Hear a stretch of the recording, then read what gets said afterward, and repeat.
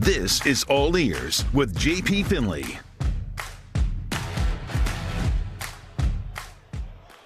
Absolute disaster in Landover. Here is the icing on the cake. Gosh, that's a gruesome injury. Jayden Daniels goes down late in the fourth quarter. Washington down 30 points when Jayden gets injured there. You see it looks like a nasty injury to that left elbow. As of now, all we've heard is it's a left elbow injury. Nothing more than that. We're not going to speculate on it, but it certainly doesn't look good. You see Jayden's teammates consoling him there before he would walk off the field to the crowd yelling, "We love you, 5. We love you, 5." Obviously, just a terrible way for a terrible game to end. We certainly hope the best for Jayden, and maybe it's not as bad as it looks. Welcome into All Ears. I am JP Finlay. We are live at Northwest Stadium after the 38-14 trouncing the Washington Commanders took at the hands of the Seattle Seahawks.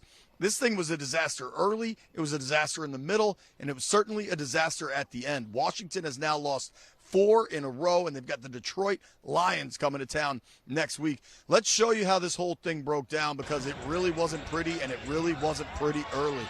The best thing all night, those throwback uniforms. Jayden sure looked good, the stripes on the helmet, but man, it happened, and it happened fast. Sam Darnold was terrific in this thing. That is a touchdown throw to Torrey Horton, 7-0 Seattle. Next Washington possession, 3rd and 17, and Jayden maybe trying to throw it out of bounds, intercepted by Ty Okada. Seattle is in business. They turn that pick into points. Darnold hits a wide open Horton for his second touchdown of the game, 25-yarder. Mikey Sammers still chasing there. Now Seattle's up 14-0. On the next kickoff, this is when it gets really bad. Rookie Jalen Lane on the kick return, and that ball is out. Seattle jumps on it, recovers the fumble at the Washington 26, and it does not take long for this Seahawks offense. Sam Darnold finds Elijah Arroyo for another touchdown. Seahawks are now up 21-0. That's 2 touchdowns in 11 seconds if you're keeping track at home. And the Seahawks weren't done. Still in the first half. Sam Darnold, Cody White, defender bounces right off him. 60-yard touchdown. First touchdown of his career. Seattle's now up 28-0. Nice little dance there, Mr. White. Now, just before halftime, a little bit of a sign of life. Jayden Daniels calls his own number, takes it in for the touchdown, gets Washington on the board. At halftime, it is 31-7. Now we're in the fourth quarter, and this is a scary moment. You see Jayden go down. That was ugly. That arm just kind of dangling there. He would get up, walk off the field on his own power. Gosh, this is ugly. Let's get into what I'm hearing, brought to you by Door Pro America. Jayden Daniels' teammates talking about the injury. Scary stuff. It's gut-wrenching. You don't want to see your starting Q.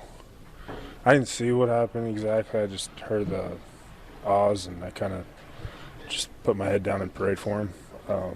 You just don't want to see that. He's a big part of what we do as an offense, and it sucks.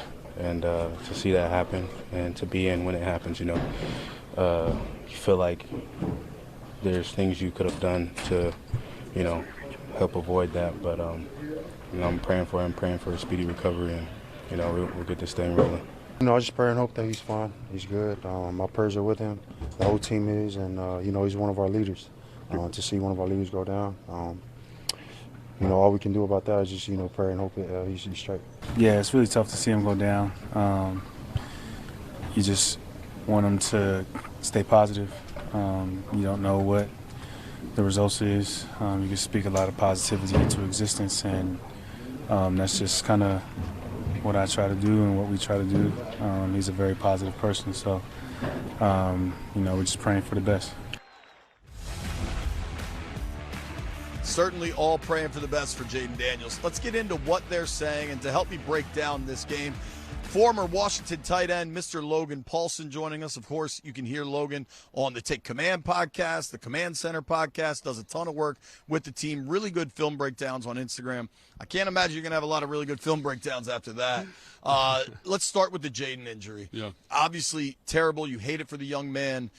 You're down here on the field during the games doing the radio broadcast. What did that look like to you? What did it sound like? What were the emotions? I mean, it was just kind of it was so disheartening, right? You know what I mean? Because it kind of harkens back to other players that I've seen get injured on the field, and it's kind of a gruesome-looking injury. And it's kind of late in the game. Obviously, all those things kind of combined. And then just how the air just went out of the stadium, I think, was the other thing that really stuck out to me. It was incredibly disappointing. So hopefully he's all right. Hopefully it's a speedy recovery. Again, it's his non-throwing arm, which I think is good. But, again, very disappointing for him, very disappointing for the fan base as well. You were on the field on that team when Robert Griffin III got hurt against the Seahawks here. Mm-hmm. And there's not a lot of parallels. That was a playoff game. There was a lot of differences. But did it feel kind of similar in the stadium at all? You know what's funny is, to me, I mean, maybe it's because of my experience with different injuries. Like, this feels different to me because I know that the recovery is not going to be what elbow's Robert's way was. different than way the knee, different, right? Yeah. And again, so with Robert, it felt like, even then, it didn't feel bad. You know what I'm saying? Because we didn't know. And so, like, you're kind of like, you're still in the game. Yeah, we're still in the game trying to figure it out. But as the offseason went on, as he got back into the next year, that's when it all kind of came to the realization that he wasn't going to be the same Robert that he was before. So, yeah. Let me ask you maybe the biggest question that fans are asking is, they're down 30 at that point in the fourth quarter. And a lot of folks are wondering, why was Jayden in the game? Yeah. Late in the third, early in the fourth, Jayden's over there on the sideline with a towel over his head. And for me, I kind of wondered if they told him his night was over. Yeah. You played this game. Football players play regardless of the score. What do you think of Jayden dealing with injuries already this season, being in there? Yeah, and I think, again, there's no right answer here, right? There's no counterfactual to say, hey, if he doesn't play, he doesn't get hurt at some point down the season, or if he does play, he gets better. But I look at it and I say people are very critical of him not playing in the preseason. He's missed a lot of games this year.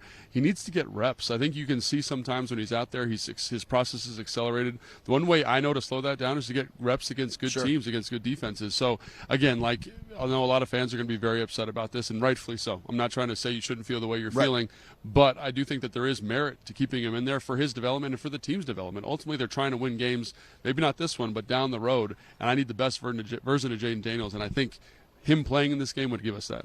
So beyond the Jayden storyline, which is obviously massive, this defense got absolutely torched. And Sam Darnold's been playing really well. Sam Darnold was good last year in Minnesota. Jackson Smith-Njigba is kind of really emerging as maybe the best receiver in football, or certainly in that conversation. All that said, still, defensively, this thing was a mess. The secondary was a mess.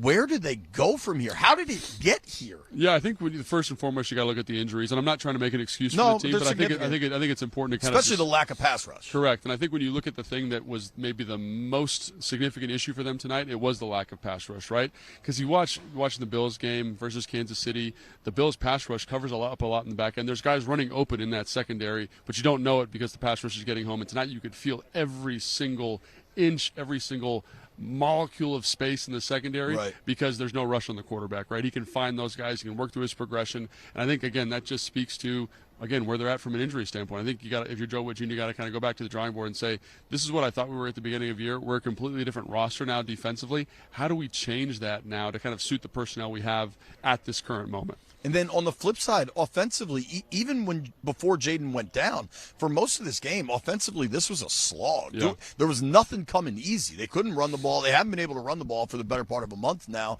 And the pass game, I know Terry wasn't out there, and that's a big deal, but they're really offensively hard to watch. Yeah. Mm-hmm. And I think you got to give credit absolutely to Seattle. And that's one of the best defenses in football right now, the way they're stopping the run with light boxes, the way they're playing in their secondary in terms of coverage. Like, it's hard to explain when you can't watch the L22, but they are very, very good. Pass rush marries with the coverage at a high level. But again, you look at some of the injury issues, like they don't have anything that gives you teeth. The guy, your best player versus man-to-man coverage is Zach Ertz, who's a tight end. You don't have anything vertically down the field. And again, when you look at good offenses, they find ways to get explosive chunks. An easy way to do that is to get Terry McLaurin the football, right? If he's out there. Debo Samuel, the football. You saw it briefly even last week before Terry got hurt. Absolutely. So I look at that and I say that offense has also got to shift their identity, right?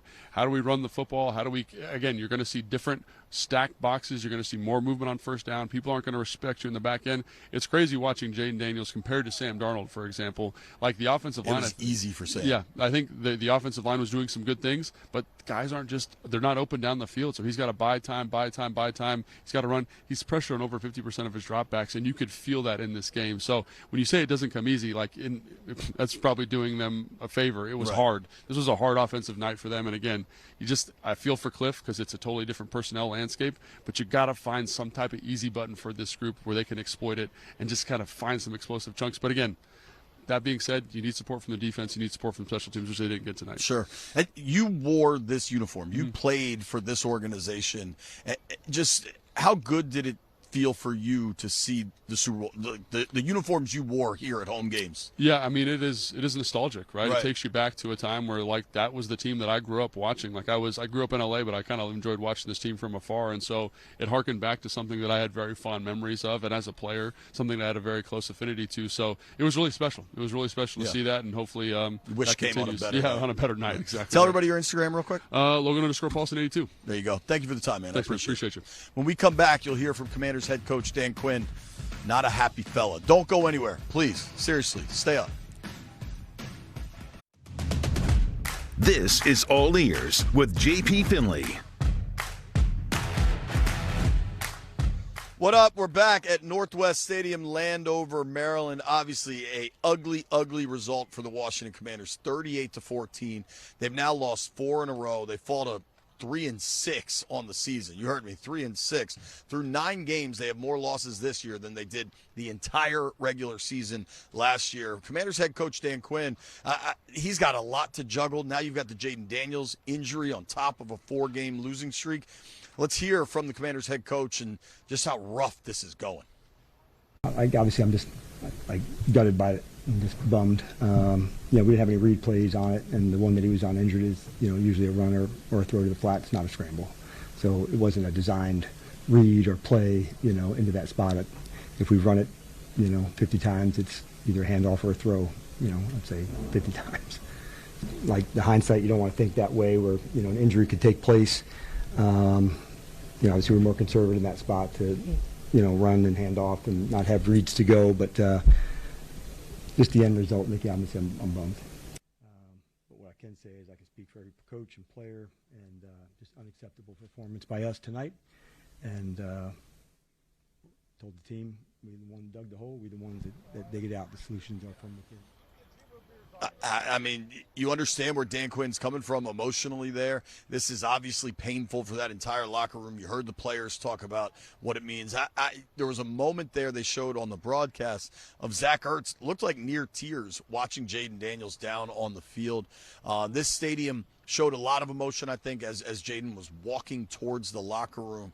Just a really ugly scene here, and there are significant questions. Obviously, the team's probably turning back to Marcus Mariota. It is worth pointing out that that's not Jayden's throwing arm, so maybe that recovery rehab period won't be as intense if it was his throwing arm.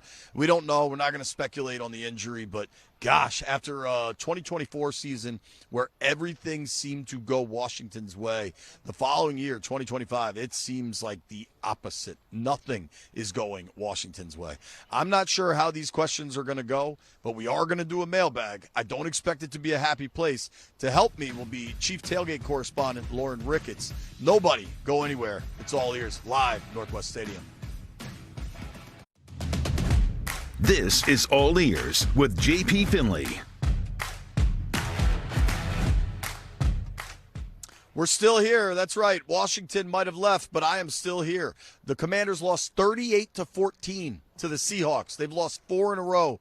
This season seems pretty much over. They've got the Detroit Lions coming next week. Detroit lost at home to the Vikings today. Plus, I think Detroit might remember what happened last year in the divisional round.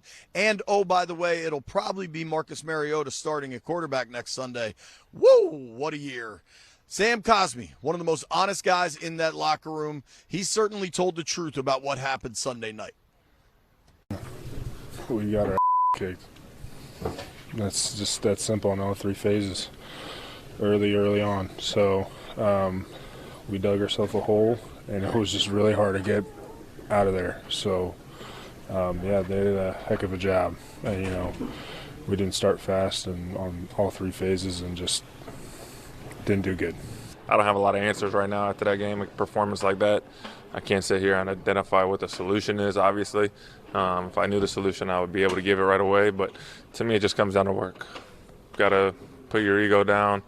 Got to take all the coaching that is available, because the coaches just want you to play better, me to play better. And so I'm just going to focus on every day to be a little better on my end.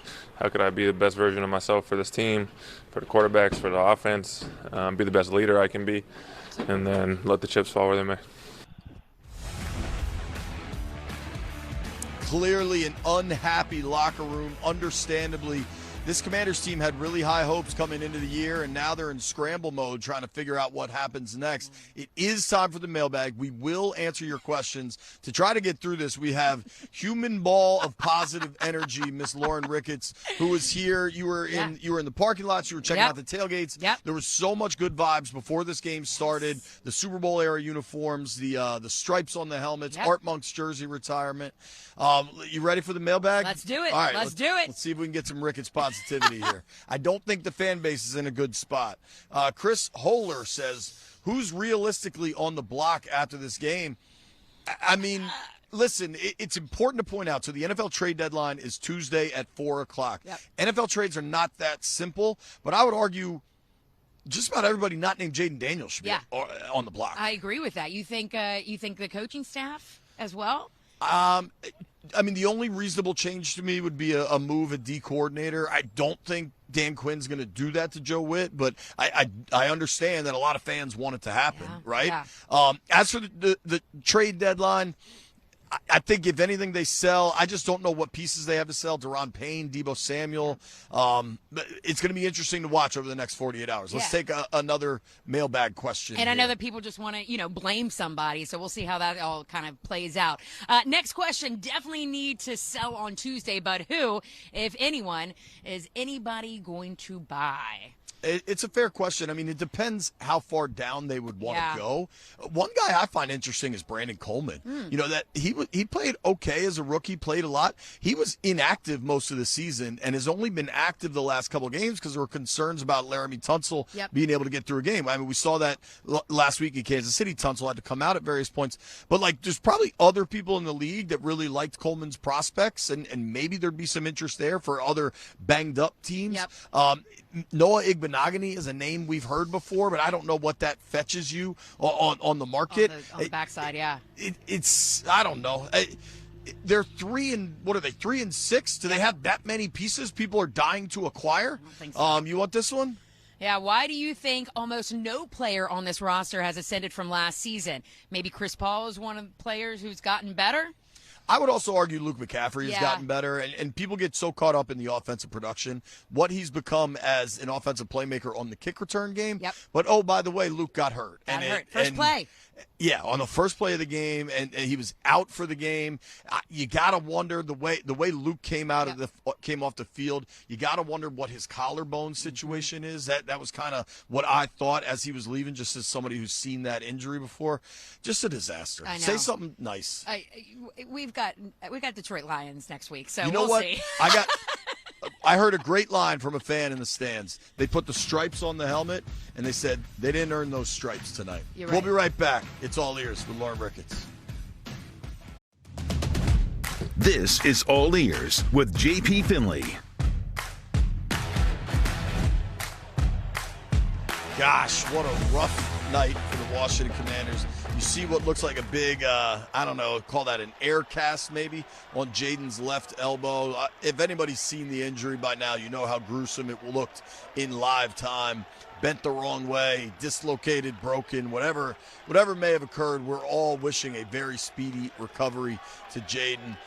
Just really, really unfortunate. There's going to be a massive debate if Jayden Daniels should have been in the game at that point, down 30 in the fourth quarter. I see both sides of it. This is a young man that's been hurt already twice this season. He's already missed 3 games this season. If it's a blowout, do you really need him out there? But at the same time, as Logan Paulsen pointed out in the beginning of the show, he needs reps. reps. He needs work. And you know what football players do? They play, even quarterbacks. So I don't think it's that simple. Personally, I don't think he should have been out there, but I can understand where DQ was coming from.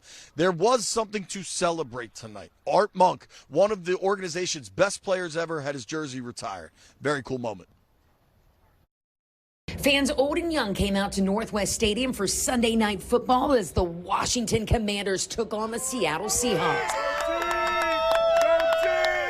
Many fans too young to remember the glory days, the days of inspiration behind the throwback jerseys that debuted for Sunday Night Football, the heyday of the Fun Bunch, the Posse, the Art Monk era. I mean, like, you don't remember No. the early 90s. No, we don't. We hear about it. We have the jerseys to support it, but we haven't seen it ourselves. Art Monk was honored tonight, an honor that was a long time coming within the organization as his famed number 81 will finally be retired. Good evening, Commander fans.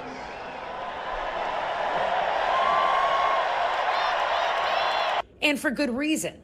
Art Monk was and is arguably one of the best receivers ever to play the game. And the most memorable play for fans during his 14-year run with the franchise? Do you have any favorite Art Monk memories? When he broke the receiving record, we were at the game against the Broncos. Oh, That was on a Monday night. I think I saw his game where he broke the receiving. I think it was like 800 or something like that. 820. Yes. Monday Night Football against the Broncos. I came for that. Probably when he broke the catch record. Yep, on Monday Night Football against the Broncos. Yeah. Did you watch that game? Yeah. Where were you? I don't remember. Games. We went to a lot of games. Art was awesome. Yeah. You know, I was live in the Super Bowl days. You know, I remember him. You know, so I mean, he was a huge part of this franchise. It's just great to see one of our legacy players, finally get the recognition that's due.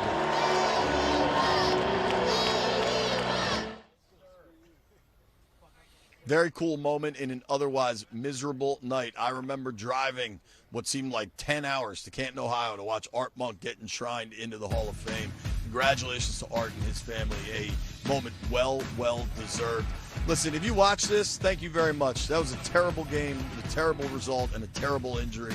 I appreciate you. If you made it this far, I owe you a beer. Seriously.